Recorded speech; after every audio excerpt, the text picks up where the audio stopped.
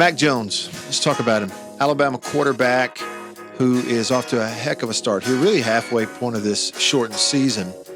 And there were some question marks, I think, for some people about Mac Jones coming into the year, but it's a good time to go look at just what has made him so successful here in the first half of the year, along with unbelievable roster of players around him, in front of him, behind him, to the right and left of him every week. Now, he's without one of those weapons now in Jalen Waddle, who he's hit some big plays to. But still, unbelievable roster at Alabama, players around him. Number two, you really have to like the plan that they've put together around him as well. In certain situations, max protect. You see a lot of 7, 8-man protection at times. And they can do that because with their players, Alabama doesn't have to send 4 or 5 guys out in a route to get somebody open. They can send 2 and get somebody open. So that's a big advantage for him also. But I see something in his play, in some of these plays, it's just a few, that is a really good sign of where he is right now mentally and how in control he is and confident in what he's doing. And that is standing in there when there's a little bit of pressure, not like all-out jailbreak blitz, but I'm talking a little bit of pressure coming. He's about to get hit, and none of that is affecting his mechanics. He's stepping into it. His eyes are where they're supposed to be. He's not paying attention to the rush, and he's getting the ball out on time, even in situations where there may be a guy or two that's turned loose at him. And that's a really good sign for a quarterback. Let's take a look. Here's another good example of a little pressure not affecting him. Georgia gives him a 4-man rush versus 5-man protection. He's got plenty of protection. He knows that. He doesn't see blitz. What's going to happen is the tight end is going to release on a route. That field side defensive end checks the tight end at the line of scrimmage before he gets out on his route. And so it gives the perception that he's not in the pass rush. So no one picks him up. You can see the offensive tackles now step down inside to help the guard, and the defensive end is free to the quarterback. Watch how Mac Jones handles this. First of all, they get a lot of people open. On this route against cover 2 safeties in the middle of the field, corner that is up. I say cover 2, it's actually quarters with one corner dropping, but you could argue, but I think it's cover 2. Regardless, I think they have these 4 open. Deep on the corner route over that cover 2 corner, just because if you threw it out here, you could complete it. You're open underneath.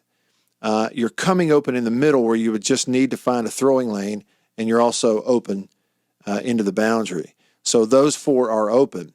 The least open is Waddle, who's one-on-one versus this corner down the field. But look what's going on here. Defensive end is about to hit the quarterback unblocked, a protection bust. Quarterback's eyes, though, are strictly downfield on this safety. He's looking at the boundary safety, and his action is going to determine where he goes with the ball. If this safety were to drop or turn, I believe he comes underneath here and works to backside. But if he steps up and jumps the crosser, now Mac Jones knows he's got one-on-one, covered or not. Jalen Waddle is never covered, and that's the route that he goes. Safety up to the crosser. Again, timing not affected by a free rusher. The ball is out in plenty of time. It's a quick read. He doesn't hesitate, hits the one-on-one, and throws him open up the field, and it turns into a score. All right, let's watch the play first. Play action, reverse out, then throw back into the sideline. He's got 7-man protection. 5 linemen, 2 tight ends, even though the backside tight end is going to come across and block on the other side. Still, it's 7-man protect with 2 tight ends. See the tight end coming across. He's going to naked out of there and set up on the protection. Good pocket. Eyes go back into the boundary where he thinks he has the one-on-one. And then you see here, as he's setting up, 2 linemen are going to get turned free right in his face, right in the face and right into his vision of where he's looking to throw. They're going to turn those loose. And what I see is another example of a quarterback who's not paying attention to the rush. Eyes are downfield. And what he's not doing is allowing this feel of that pressure. And any quarterback feels this, the feel of that pressure right in his face. It's not affecting his footwork. It's not affecting his mechanics. and it doesn't affect his accuracy. And that's a really, really good sign for a quarterback, especially a first-year starter. And an accurate throw and a first down. Another example of making a strong throw with defenders coming at you. They go dig here, whether it's called or adjusted by the receivers, in 8-man protection. Watch the play, tight end motions. Both tight ends stay in, back stays in, 8-man protect, throw it in there for a strike and a first down. Now, when you watch it again, tight end in motion, it's going to bring the safety down. They're going to rotate that.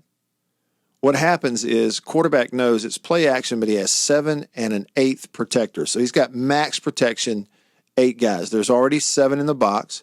And even with the motion, like we just saw, this safety flying down in the box, even if he comes, that's still only 8 on 8. So there's some confidence there for him already just by design that he's going to have plenty of protection. When the safety sees the tight end stay in, he sees him stay in protection. Now he's going to fire. Tight end stepped inside, is picking up linebacker, so the safety firing has no one to pick him up. The back has stepped up after play action and checked inside and is still looking inside at linebacker. There's nobody to block this safety. And the quarterback is looking right through him, right through his helmet to read that side of the field. He no doubt sees this coming and feels it as well, but still steps into it, sees it, feels it, I believe. But mechanics are good, steps into it, strong throw for a first down. When you see it from behind, you get a quarterback's perspective a little bit. Gets a man-to-man look with a free safety in the middle, chooses the outside, free blitzer from a safety into his face. He can see it, feel it. It's right in his vision as he looks downfield, but no hiccups. It makes an accurate throw. I'm not making a direct comparison between he and Joe Burrow, but I am saying that on this channel, in these same film studies, I remember in year 1 for Joe Burrow at LSU, and then certainly in year 2, even more so, but you could see the signs in year 1 for Burrow at LSU, these instances of that, standing in there with a guy coming in his face unblocked. It's right in his vision of what he's looking at farther down the field, but it didn't affect him. It didn't affect his footwork. He'd step right into it, make the throw, get it off on time. It didn't rush him. It didn't affect his mechanics. You saw that with Burrow, and then it really blossomed and sort of manifested for him in his second year. I see some of those same things in Mac Jones this year at Alabama. Tight trips to the wide side of the field. They're going to hit that slot receiver across the face of the safety, get him in that other zone, kind of backside, and get a big completion. You go back and watch it. 7 in the box for Georgia, 4 down linemen, 3 linebackers, and they are in that bunch set or trips, tight trips to the wide side of the field, but are keeping the tight end in protection. And after play action, the back is staying in. So that is 7-man protection. Again, giving him plenty of protection, knowing they can go out with 3 guys and get open, and they do here in this look. 7 in the box for Georgia. On the snap, they rotate the wide side safety back to the middle of the field and have a single high safety look. And that's what he sees after the play fake, and he turns and looks downfield. So the design here, whether called or adjusted, is 1 deep. It goes in front of the safety to draw his attention. The other is going to stem outside and up that hash. So you've got 2 deep versus 1 safety. They're going to play off of him where he can't be right one way or the other. Now, what you get down the field, there's that route. Waddle, the inside, is going to cross the face of the safety and get across the other side of the field. The hash receiver is going to vertical up. Quarterback's eyes are on that safety, and we're going to see what he does. And he makes a decision to come to that backside in front of the safety. When you see it downfield, what you notice is it looks like the center field defender, the safety, got into the middle and then stayed in the middle, which means you got a touchdown right here. So number 1, it's actually a misread, missing a touchdown on that vertical on the backside hash. The other thing is the throw, deciding to go here. You do get the big completion, but it's underthrown. The ball should be up the field and out so he can run under it. Instead, it's underthrown.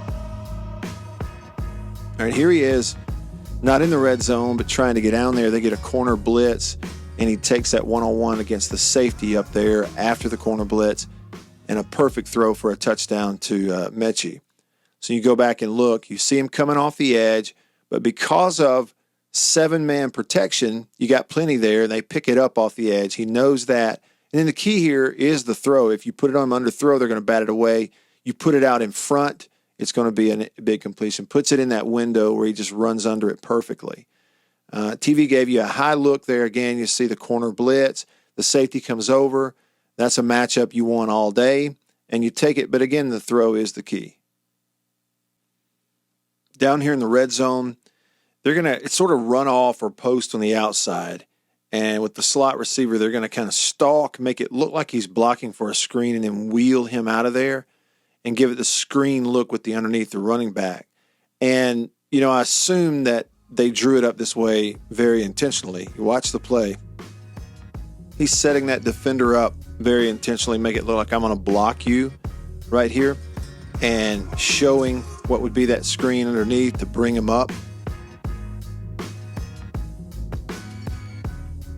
And now he's gone to the outside, got one step to the edge. And if you look, if it's an actual read and not a call, back is wide open. And you would think the read would take the quarterback to the back, but it's not. They've set him up intentionally. And this is one of those where, look, the ball is already coming out. There's really no read. It's just once you get that step, this is a matchup. This is, I like my personnel better than yours. We're going to set you up. And the old rule of, if he's even, he's leaving if you've got a better athlete. And that's what they have right here. Even though the ball is underthrown just a little bit here, kind of to the front, probably should be thrown back here, let him run under it. Still makes it look like an easy touchdown. This is either called play action or RPO, and it might actually be a read, or a run-pass option read. He pulls it, throws to that slant. You go back and look at what he gets here on the look. As you have zone blocking up front, tight ends in on that.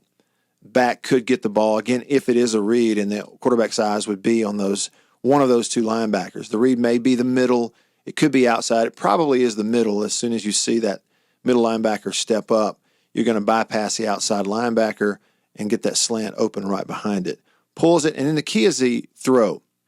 You know, if you put it on his hip or make him stop, there's a chance he could run into a defender and they stop him short of the first down stick right here. If it's out in front and kind of Tua-esque, you hit him on a dead run, then you're going to complete this thing running and have yards after the catch, and that's what he does. Hope you enjoyed that. Thanks for watching. I know that there's been a shortage of this content here the last couple of weeks. Things really busy, kind of a weird football season. I'm doing some different things too, going out watching high school football. But picking it back up, and down the home stretch of this season, we're going to have more and more of this content for you. In fact, one of the next videos coming up, one like this, where we take a handful of plays and look at TJ Finley, the big 6'6" quarterback who played well as a freshman for LSU in their win over South Carolina. So more of this coming your way. So if you haven't subscribed or clicked the notification bell, I hope you'll do that. All right? Thanks for watching, and I'll see you on the next one. See you.